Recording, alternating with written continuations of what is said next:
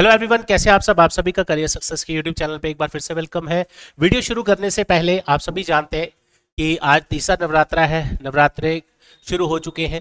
तो आप सभी एस्पिरेंट्स के लिए, आप सभी के आने वाले समय में जो भी आपके लक्ष्य हैं वो ज़रूर पूरे हो, ऐसी हम माता रानी से प्रार्थना करते हैं, प्रे करते हैं कि आप सभी के जो भी गोल्स हैं वो आप इस साल ज़रूर अचीव करें। आप सभी को और आपके फैमिली मेम्बर्स को हैप्पी नवरात्रास। तो माता रानी की पूरी कृपा आप पर रहे। तो अब हम वापस आ जाते हैं आज की हम वीडियो में। जय माता दी। आज इस वीडियो में हम डिस्कस करने वाले हैं जेकेएसएसबी के आने वाले एग्जाम्स में क्या क्या सिलेबस रह सकता है, एक्सपेक्टेड जनरल सिलेबस जिसको हम बोल सकते हैं।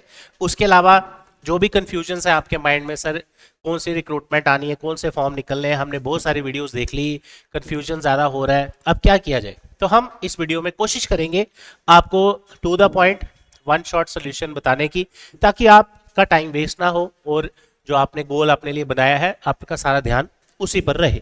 चलिए, तो सबसे पहले इस वीडियो में हम डिस्कस करने क्या वाले हैं वो आप देख लीजिए। कोशिश करें कि वीडियो छोटा रहे, लेकिन बहुत सारी चीज़ें होती हैं बताने के लिए, तो वीडियो कभी कभी थोड़ा लेंथी रहता है। तो वीडियो एंड तक देखेंगे तो आपके लिए काफ़ी इंफॉर्मेशन इसमें हेल्पफुल रहेगी।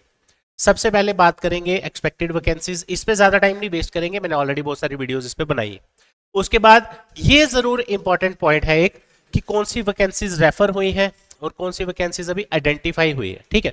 उसके बाद लेटेस्ट अपडेट क्या है, आज की डेट में हमारे पास क्या अपडेट है वो भी हम आपसे शेयर करेंगे, और आपको क्या करना चाहिए, क्या एडवाइस रहेगा, क्या स्टेप्स आपको फॉलो करने चाहिए, और कौन सा सिलेबस रह सकता है जो मैं आज से भी अपनी तैयारी शुरू कर सकता हूं। तो सबसे पहले एक्सपेक्टेड वैकेंसीज की अगर मैं बात करूं, उसमें आपने देखा जिसमें 10,000 के आसपास एमटीएस की वैकेंसीज है। उसके बाद 6,000 something vacancies gazetted and non gazetted vacancies refer हो चुकी हैं, राइट। उसके अलावा बात करें अगर हम टीचर की वैकेंसीज 8300 प्लस जम्मू कश्मीर में है, लेकिन इसमें से कौन सी वैकेंसीज आ सकती हैं, किसके चांसेस हैं, किसके नहीं, अब हम वो डिस्कस करते हैं। तो उसके लिए पॉइंट नंबर 2 समझना पड़ेगा हमें, रेफरल एंड आइडेंटिफाइड वैकेंसीज। ये दोनों अलग अलग चीजें, कई बार क्या होता है हम इसमें कंफ्यूज हो जाते हैं, ठीक है।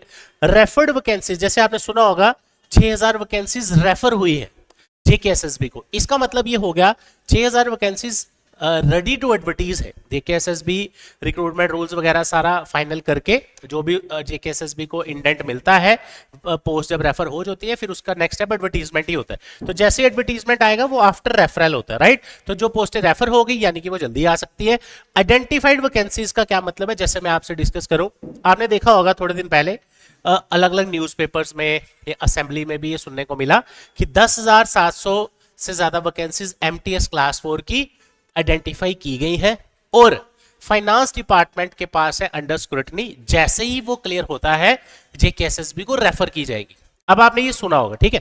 आइडेंटिफाई का मतलब अभी इसमें फाइनेंस डिपार्टमेंट का कॉन्करेंस आना है, जैसे ही वो हो जाता है, वो जल्दी भी हो सकता है, टाइम भी लग सकता है, उसके बाद ये रेफर होंगी जेकेएसएसबी को, तो वो उसके बाद देखने को मिलेंगी। तो इसका आपने ध्यान रखना है, ठीक है।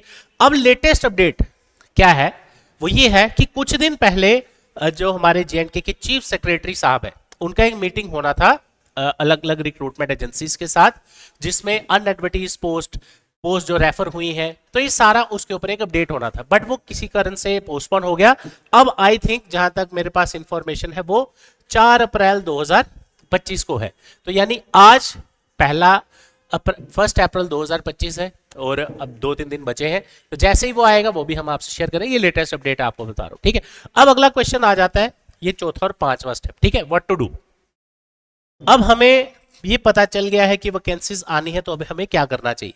तो सबसे बड़ी मिस्टेक जो एस्पिरेंट्स करते हैं वो है दे कीप वेटिंग कि रिक्रूटमेंट आए, उसका सिलेबस आए, मैं उसकी तैयारी शुरू करूं। इससे होगा क्या, आपका ये जो प्रीशियस टाइम है ये आपका वेट करने में निकल जाएगा।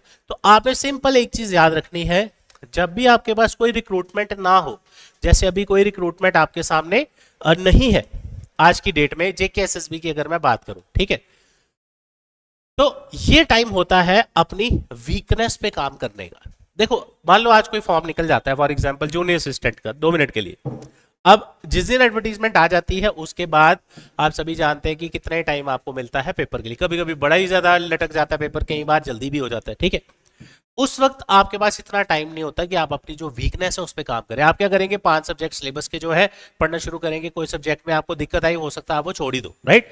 तो आपको हमसे ज्यादा अच्छा पता है आपका वीक सब्जेक्ट कौन सा है, उस पर काम करने का टाइम ये टाइम होता है जब फॉर्म ना हो, ठीक है। प्लस इसके साथ साथ आपने बाकी एग्जाम्स के फॉर्म भी भरते जाने हैं, जो जो आपको फॉर्म मिलते जाए टाइम टू टाइम, चाहे एसएससी का हो, बैंकिंग का हो, कोई भी ऑल इंडिया पेपर्स हो, या यहाँ पे कोई जैसे अभी हाई कोर्ट का पेपर था, आपको जरूर भरना चाहिए था, वो उसमें बहुत अच्छे चांस थे आपके सिलेक्शन के, राइट।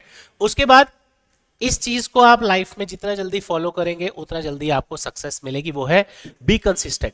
ऐसा नहीं कि आज फॉर्म निकला, तैयारी की, उसके बाद 8-9 महीने कुछ नहीं किया, फिर फॉर्म का वेट किया, फिर तैयारी की, तो आप खुद समझ सकते हैं, आप में से काफी कैंडिडेट रिलेट भी करेंगे जो मैं ये बोल रहा हूँ, क्योंकि हम डेली बेसिस पे क्लासेस पढ़ाते हैं, हमें पता है बच्चे किस तरह पढ़ते हैं, क्या है क्या नहीं, कौन से सीरियस बच्चे कैसे तैयारी करते हैं। अगर आप सिर्फ ये देख रहे हैं फॉर्म निकलेगा फिर तब करेंगे, तो उससे कुछ नहीं होने वाला। पहले से तैयारी शुरू करिए, कंसिस्टेंस रहिए, डेली बेसिस पे तैयारी करिए, प्रैक्टिस करते रहिए, वीकनेस को अपनी इंप्रूव करिए, तो ही आपको एक अच्छा रिजल्ट मिलेगा। और सिंगल पेपर पे डिपेंड रहना छोड़ दीजिए आज से। जो तो आप में से सोच रहा है कि आज की डेट में इस कंपटीशन में मैं पूरे साल में एक पेपर दूं और उसी में मेरी सिलेक्शन हो, और बाई चांस सिलेक्शन ना हो, उसके बाद आप सभी जानते हैं कितना डिमोरलाइज होता है बंदा, नेगेटिविटी आती है, डिमोटिवेट होता है। तो ऐसा नहीं करना है, हमें रेगुलर फॉर्म भरते रहने हैं, जो भी निकले। जब मैं बोल रहा हूं फॉर्म भरने हैं, वहां मैं जेकेएसएसबी नहीं बोल रहा। जेकेएसएसबी का कोई फिक्स क्राइटेरिया नहीं है कि हमारे पास हर साल फॉर्म है, कभी कभी साल के बाद फॉर्म निकलेगा, कभी कोई 3 साल बाद फॉर्म निकल रहा है, कुछ नहीं कह सकते, ठीक है। उसके बाद र्यूमर्स और मिस इन्फॉर्मेशन, रैंडम इन्फॉर्मेशन में बिलीव नहीं करना। हम जो आपसे आज वीडियोस में या कुछ भी चीजें डिस्कस करते हैं, that is based on latest articles in newspaper, latest news reports, या जो असेंबली में अभी डिस्कशंस हो रही थी आपने देखा ही होगा। इसके अलावा आपको और कोई सोर्सेज को फॉलो करने की जरूरत नहीं है। सुबह अखबार आप आराम से पढ़ सकते हैं, हर एक चीज़ वहाँ पे आती है। जेकेएसएसबी की साइट, पीएससी की साइट पे हर एक चीज़ एडवर्टीजमेंट के बाद आना शुरू हो जाती है।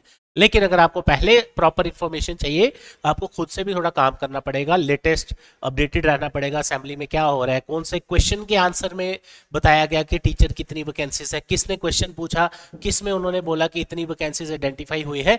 इससे आपको एक क्लियर कट आइडिया मिल जाता है, रादर देन कि मैं एक ही चीज के पीछे 50 वीडियो देख लूं लोगों की और उसके बाद और ज्यादा कंफ्यूज हो जाऊं, ठीक है। तो इस चीज का आपने ध्यान रखना है। और सिलेबस शुरू करने से पहले, सिलेबस पे आने से पहले एक और चीज आपको पता होनी चाहिए, जेकेएसएसबी के रिक्रूटमेंट की डेट। आप हमारे वीडियोस के कमेंट सेक्शन देखो, व्हाट्सएप देखो, मैक्सिमम क्वेश्चन क्या पूछा जाता है, सर फॉर्म कब निकलेगा, अंदाजा है कब तक आ सकता है, एक्स पर योर एक्सपीरियंस। ऐसा कोई भी डेट किसी के पास नहीं है।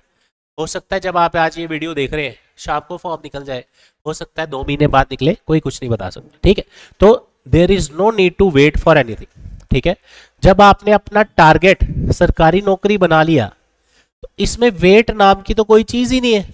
आप में से जितने भी एस्पिरेंट्स हैं, काफी एस्पिरेंट्स ऐसे होंगे जो इस साल नौकरी लेंगे 2025 में, काफी बच्चे होंगे जो अगले साल लगेंगे, हो सकता है कोई 4 साल बाद लगे, और हो सकता है अगर आपने मेहनत नहीं की तो माय डियर फ्रेंड्स, आप सभी जानते हैं कंपटीशन लाखों में है, वैकेंसीज हजारों में, या 200, 500, 700 जितनी भी आती है। तो 99%, 97, 98, 99% बच्चे सिलेक्शन नहीं लेते, कुछ परसेंट है जो बच्चे सिलेक्ट होते हैं विद देयर हार्ड वर्क। तो इस चीज को आपने ध्यान रखना है। अब सर, अब हम करें क्या?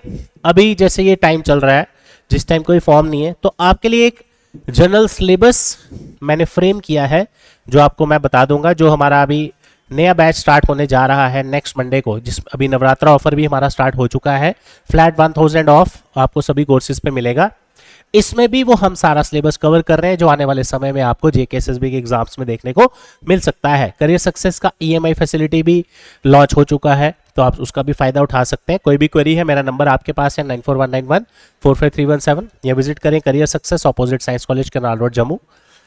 लेटेस्ट बैचेस करियर सक्सेस में आपको मिलते रहेंगे। लास्ट जो प्रीवियस बैच है उसकी क्लासेस चल रही हैं, तो आप हर तरह के तैयारी कर सकते हैं करियर सक्सेस में। लेकिन मैं आपको रिकमेंड करूंगा, go for all in one batch, इस बैच में स्पेशली जेकेएसएसबी के जो एस्पिरेंट है, इसमें आपको 1 ईयर का वैलिडिटी भी मिलता है, ताकि अगर एक बार आपने तैयारी कर ली और बीच में फॉर्म नहीं निकला तो आप एक बार दोबारा पढ़ने आ सकते हैं, राइट। इसमें ऑनलाइन कोर्सेज भी आपको फ्री ऑफ कॉस्ट प्रोवाइड किए जा रहे हैं। तो अब आ जाते हैं एक जनरल सिलेबस की बात करने, जो हमारा आगे आने वाले एग्जाम्स में रह सकता है। सबसे पहले अगर मैं बात करूं मैथ की, जेकेएसएसबी में आप लगा के चलो 60-70% पेपर्स हैं जिसमें मैथ आता है, सब में नहीं आता, ठीक है। जैसे पटवारी का पेपर है उसमें मैथ नहीं है, ठीक है।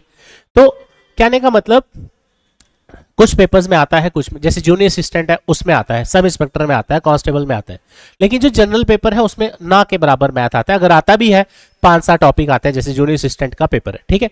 तो आपको ये टॉपिक्स कवर करने हैं जो मैंने आपके लिए यहाँ पे बनाए हैं। इनके अंदर सब टॉपिक्स भी मैंने मेंशन किए हैं। ये अगर आप कर लेते हैं तो आपका काफी अच्छा तैयारी जेकेएसएसबी की हो जाती है, ठीक है, ओवरऑल। उसके बाद रीजनिंग सेक्शन करियर सक्सेस में I will be taking in the next batch. तो ये टॉपिक्स उसमें हम कवर करेंगे, जिसमें आपका ओवरऑल सिलेबस ऑलमोस्ट जेकेएसएसबी के हिसाब से और अच्छे लेवल का हो जाता है, ताकि आप साल में और भी कोई फॉर्म भरे तो वो भी कवर हो जाए। उसके बाद इंग्लिश का सिलेबस डिवाइड है आपका 2-3 पार्ट्स में, जिसमें कॉम्प्रीहेंशन आ जाएगा, ग्रामर आ जाएगा, उसके अलावा क्या बोलते हैं वोकैब आ जाएगा, ठीक है। उसके बाद जीके सेक्शन आपकी बहुत इंपॉर्टेंट है, जिसमें आपको जेएंडके का और इंडिया दोनों का पढ़ना है, ताकि आपको कोई भी क्वेश्चन इनमें से आए वह बढ़िया से कर सके। करंट अफेयर भी आपको कवर करना है। उसके अलावा जनरल साइंस, कुछ एग्जाम्स में साइंस पूछी जाती है, कुछ में अलग से 20 नंबर की मेंशन करता है जेकेएसएसबी, कुछ में नहीं भी लिखते, ठीक है। Physics, chemistry, bio, basic concepts.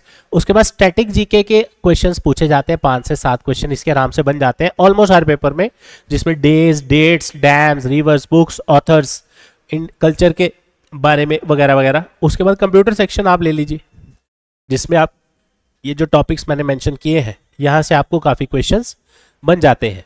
तो ये एक जनरल सिलेबस है।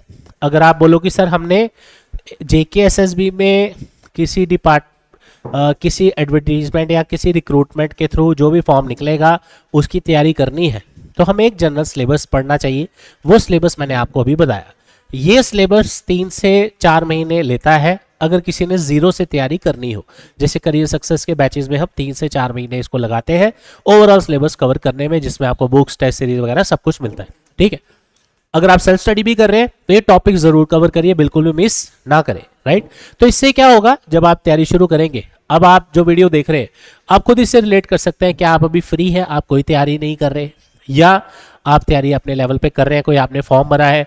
अगर आपने कोई फॉर्म भी नहीं भरा और जेकेएसएसबी का अभी कोई फॉर्म भी नहीं निकला है, दैट मीन्स अगर आप अभी थोड़ा थोड़ा वीकनेस पे काम नहीं कर रहे अपने सब्जेक्ट्स की, तो फिर गड़बड़ है। क्योंकि जब भी फॉर्म निकलता है फिर हम ज़्यादा किसकी प्रैक्टिस करते हैं, जो हमने पढ़ा हो, जो हमें आता है। जो हमें नहीं आता, ये जिससे हमारे क्वेश्चन नहीं बन रहे, तो उसमें फिर हमें दिक्कत आती है। तो ये आज का वीडियो, इसमें हमने एक जनरल सिलेबस भी डिस्कस किया, और आपके पास जो भी माइंड में कुछ डाउट्स वगैरह रहते थे वो मैंने वीडियो के स्टार्टिंग में डिस्कस किए। बाकी करियर सक्सेस में आप सबके लिए काउंसलिंग सेशन स्टार्ट हो चुके हैं नेक्स्ट बैच के लिए। अगर आप काउंसलिंग के लिए आना चाहते हैं, जिसमें आप देखना चाहते हैं कौन कौन से एग्जाम आप दे सकते हैं, कैसे तैयारी की जाती है, free of cost counselling session रहते हैं, तो मेरा नंबर ऑलरेडी आपके पास है। राजौरी, पुंछ, किश्तवाड़, डोडा, हर जगह से बच्चे आ रहे हैं।